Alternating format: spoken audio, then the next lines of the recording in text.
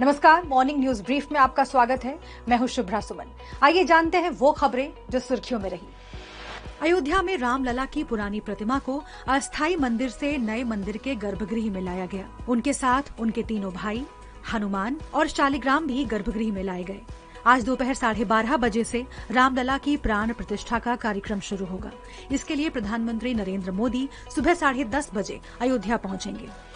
RSS chief Mohan Bhagwat ने कहा कि राम मंदिर की कानूनी लड़ाई तुष्टीकरण की राजनीति के कारण लंबी चली। अब राम मंदिर को लेकर विवाद और कड़वाहट को पूरी तरह खत्म कर देना चाहिए।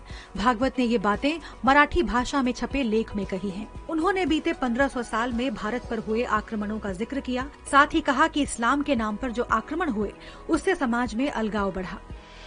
असम के सोनितपुर में भारत जोड़ो न्याय यात्रा के दौरान राहुल गांधी के साथ धक्का मुक्की हुई। राहुल के सिक्योरिटी गार्ड उन्हें बचाते हुए वापस बस के अंदर ले गए। इस मामले पर राहुल ने कहा कि भाजपा के कुछ कार्यकर्ता झंडा लेकर हमारी बस के सामने आ गए। मैं बस से निकला, वो भाग गए। हमारे जितने पोस्टर फाड़ने हैं फाड़ दो, कोई फर्क नहीं पड़ता। राहुल ने कहा कि हम न ही नरेंद्र मोदी से डरते हैं और न ही असम के मुख्यमंत्री से। पीएम मोदी ने धनुषकोडी के कोदंडा रामस्वामी मंदिर में दर्शन पूजन किया। ये मंदिर श्री कोदंडा रामस्वामी यानी धनुषधारी राम को समर्पित है। इससे पहले प्रधानमंत्री धनुषकोडी के पास अरिचल मुनाई पहुंचे। उन्होंने समुद्र किनारे बैठकर योग किया और सूर्य को जल अर्पित किया। मोदी अयोध्या में रामलला की प्राण प्रतिष्ठा से पहले उन मंदिरों में दर्शन पूजन कर रहे हैं जो रामायण काल से जुड़े हैं। मालदीव में गंभीर रूप से बीमार चल रहे 14 साल के एक बच्चे की मौत हो गई। बच्चे की जान बचाने के लिए उसे तत्काल एयरलिफ्ट करके अस्पताल ले जाना था, लेकिन प्रेसिडेंट मोहम्मद मुइजू ने भारतीय डोर्नियर एयरक्राफ्ट के इस्तेमाल की अनुमति नहीं दी। इसके चलते बच्चे को बचाया नहीं जा सका। वहीं एयरलिफ्ट करने वाली मालदीव की कंपनी ने कहा कि टेक्निकल ग्लिच की वजह से देरी हुई। अब वो खबर जिस पर रहेगी हमारी नजर। पश्चिम बंगाल की सीएम ममता बनर्जी कोलकाता में सभी धर्मों के लोगों के साथ सद्भावना रैली का नेतृत्व करेंगी। महिला आरक्षण बिल को जल्दी लागू करने की मांग वाली याचिका पर सुप्रीम कोर्ट में सुनवाई होगी। ये अर्जी कांग्रेस नेता जया ठाकुर ने लगाई है।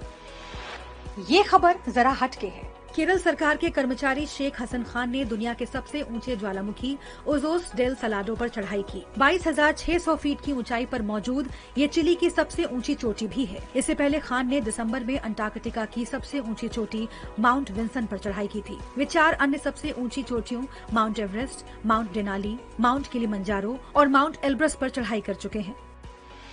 और अब आज के दिन का इतिहास। साल 1905 की 22 जनवरी यानी आज के दिन को रूस में ब्लडी संडे यानी खूनी रविवार के नाम से जाना जाता है। रूस में मजदूरों की स्थिति और काम के घंटे जैसे मुद्दों को लेकर प्रदर्शन हो रहा था। प्रदर्शनकारी सेंट पीटर्सबर्ग के विंटर पैलेस की ओर बढ़ रहे थे। ये लोग रूसी शासक जार निकोलस द्वितीय से मिलकर अपनी बात पहुंचाना चाहते थे, लेकिन जार के पास पहुंचने से पहले ही उसके सैनिकों ने निहत्थे लोगों पर गोलियां बरसा दी। इसमें 100 से ज्यादा लोग मारे गए। और अब थॉट ऑफ द डे। आज रास्ता बना लिया तो कल मंजिल मिल ही जाएगी। तो आज की बात बस यहीं तक। कल फिर होगी मुलाकात। तब तक के लिए देखते और पढ़ते रहिए।